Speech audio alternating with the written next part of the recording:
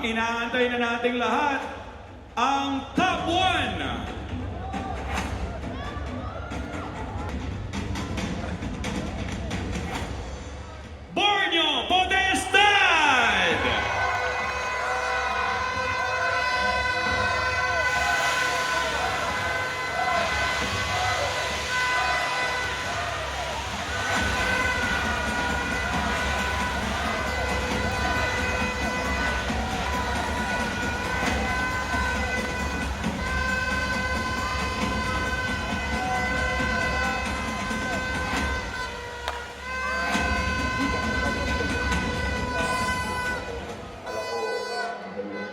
Hindi pala ganun kasal kasi bakit nung nag-i-start ako parang ng taong hindi naniwala sa akin. Tandaan mo, lahat ng yan, okay, mangyayari at mangyayari. Huwag na huwag kang titigil, mangarap. Lalo na kung may mga maalas ng buhay na nag-aalis ko. Parang ako, pamilya ng tao pa ako. Sabi ko, ito yung time para mabigay ko yung mas magandang buhay para sa mga anak ko.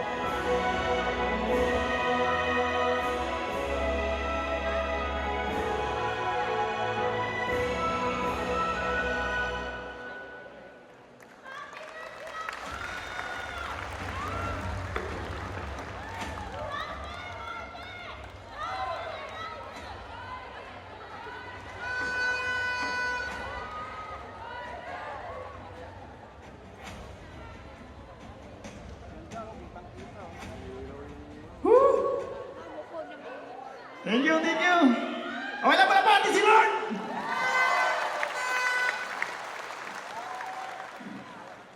Thank you, Upland Ray! Thank you! Isa sa mga taong nagdala sa akin sa Uno. Actually, after 4 years, bago pa ako sumali sa kanya sa Uno. Diba? Pangarap ko talaga dati. Ayun siya sabi, gusto ko maging sundalo, yun yung gusto ko dati. Sabi ko, hindi ko linya to. Nung ini-invite ako dati ni Upland Ray, sabi ko, hindi ko kaya. Bakit? Hindi ako sanay sa maraming tao eh. Sabi ko, buti na lang. Nagkaroon ako ng tsansa. Pinakita, kailangan, bigyan mo yung sarili mo eh. Bigyan mo ng tsansa. Bigyan mo ng dahilan para lumaban ka. Sabi ko, buti na lang may Uno. Boss Herbe, salamat po, Boss Oliver. Sa Uno, okay lang pala natin yung Uno.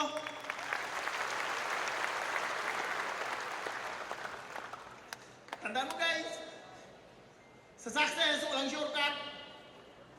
Yung video na nakita mo guys na, payatin po ako nung nagsimula ako. Kaya ko tiyatanong sa sarili ko, kaya ko ba? Ano mo yun? Hindi ako sanay sa maraming tao kasi bakit? Sabi ko kay boss, yung nanay tatay ko, dyan po ako lumaki. Alam mo yun?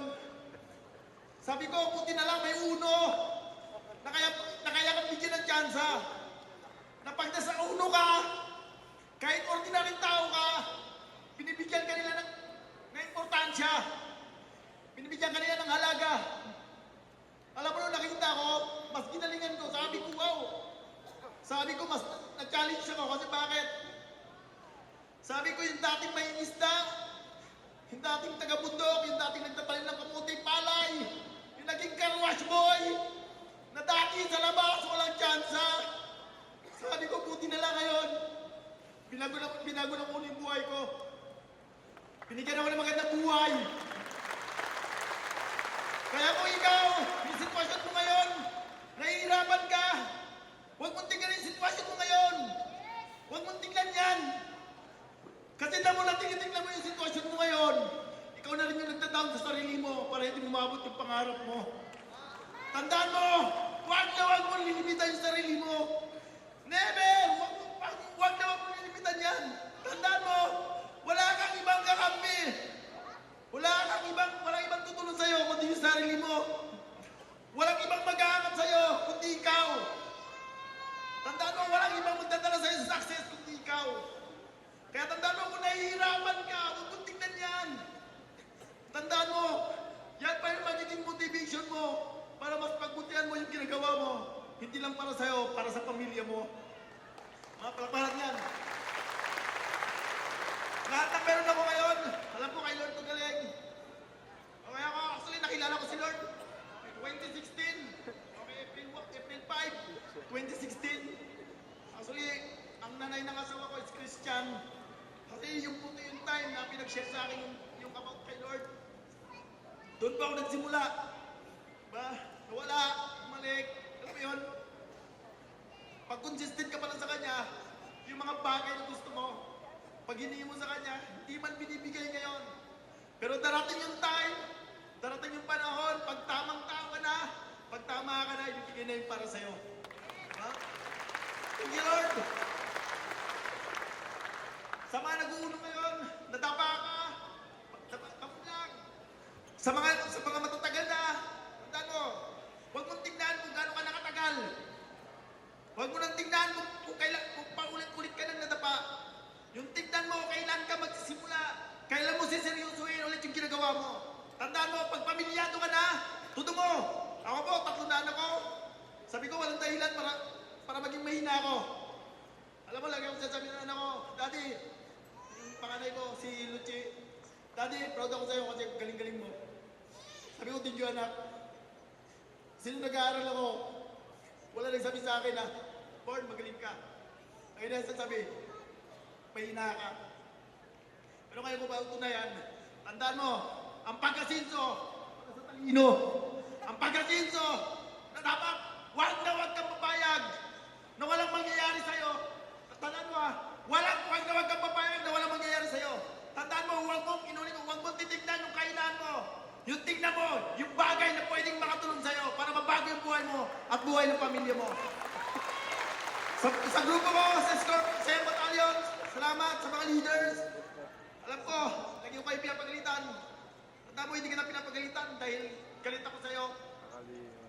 Ayaw ko lang makitang mahina ka. Ayaw ko lang makitang talunan ka. Kasi tandaan mo, hindi yan yung dugo ng Young Battalions at hindi yan yung dugo ng Scorpions. Tandaan mo, ang dugo ng Scorpions, dugo ng Young Battalions, yan yung mga taong lumalaban, kahit hirap na, hindi sila pumapayag na walang mangyayari sa buhay nila. Leaders, salamat! Jay, salamat sa iyo, Jay. Sa mga taong nagtitiwala sa akin, sa mga leaders ko, salamat sa inyo. Yung mga taong hindi ko pa kakilala, sila pa yung mga taong sumuporta sa akin. Salamat sa inyo. Tandaan nyo guys, hindi pa to. Marami pa pwede mangyari.